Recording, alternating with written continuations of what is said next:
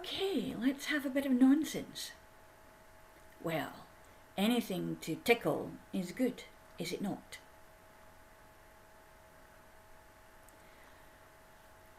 I've been thinking about so many things recently, and it is a time when stuff bubbles up from underneath all this springing, and I'm looking at the moment at my sunflower seeds who are gradually thinking, oh, maybe the sun is over here instead of over there, so I'm going to have to move now. And it always tickles me to understand that plants track the arc of the sun during the day. They are sentient to light, as are we. That's one tickly curiosity. There are so many. Spring is a time of understanding about potential and beginnings, and I've said that till you're probably blue in the face with me saying that. However, there's also the other side of the coin, the thwarting. Oh, I love that word. It's just got a thing to it. Thwart. To thwart something. To stop it in its tracks. To make it bend its way around. Or to just mess it up. Make it not happen. It reminded me of a story, and I think maybe we'll have a story today. And it's a story that I usually tell at the end of the month, around about Beltane, because it's a story of change. And of course, it's a fairy tale. Well, it's a folk tale. And with all of these, there is a message. Now, a long time ago in Victorian eras, the messages were being thwarted by the Victorian edicts of what was right and proper and what was not. If ever there was a hypocritical era, it was the Victorian era. All in the front was prim and proper, and all behind was not so much. Anyway, there's this girl. She's a beautiful girl. She's not quite of this world. She has the longest, curliest, most wonderful, flame-coloured hair. And she also has a horse, a milk white steed. And every year on the same day, at dawn, she mounts this steed and she rides along the shore. It's a very long shore, and she rides very, very fast. No one can catch her. Now it came to pass that one morning a young prince, I believe his name might be Brian, he was out hunting, and as you know, they have to get up early to hunt, catch things while they're still blinking. And so he's coming down around this point, and he sees this vision. This most beautiful woman, young lady, person, who instantly he thinks, wow. And it's almost like you can see the cartoon heart going, ba-dum, ba-dum, ba-dum, because he's fallen madly in love. Or in lust. But let's say love. He needs to talk to this woman. He wants to be with this woman. So he starts to chase, but he can't catch her. And it doesn't matter what he does, he can't catch her. He sends the fleetest of his people out. But it takes a year, because it's only once a year this happens. And he sent them all out, all around the land, all around the kingdom and other kingdoms to find her. Not a chance. Nothing is seen.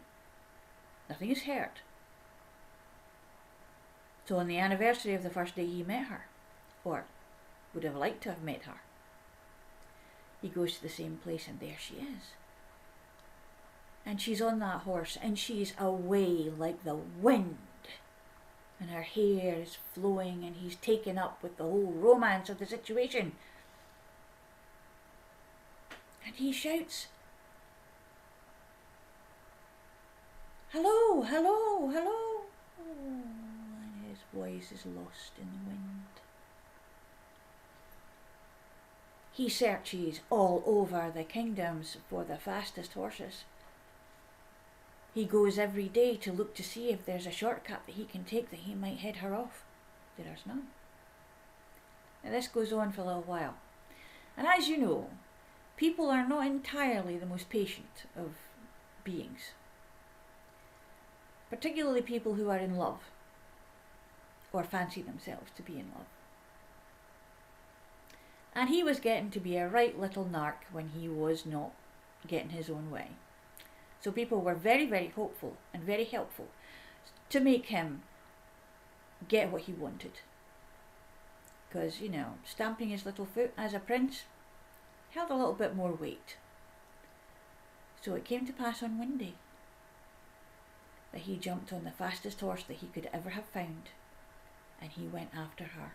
And he just was so fed up with the chasing and the chasing and the chasing that he said, "Stop!" And she did.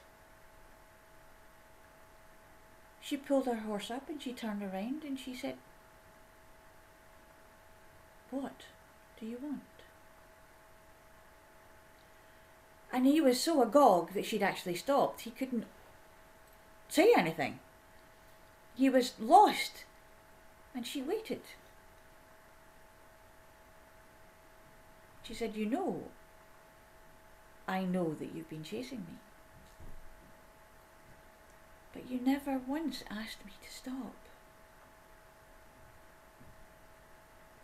Why did you never once do that before? So much time has passed for you."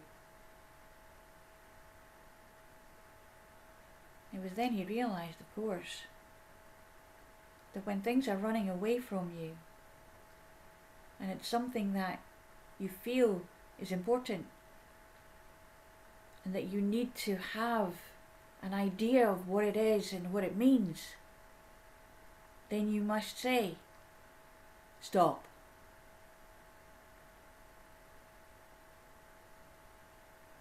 Thwart its flight away from you. I'm starting today with a story because, well, it came to me, and being other directed, that's what I do. What will you thwart today? How will you feel thwarted, and what will you do about it? Let's tickle that curiosity a little bit and see what it is that is just out of your reach, and how could you get it to stop still long enough to catch on, to sit and have a chat, and to actually find out what it has for you or not.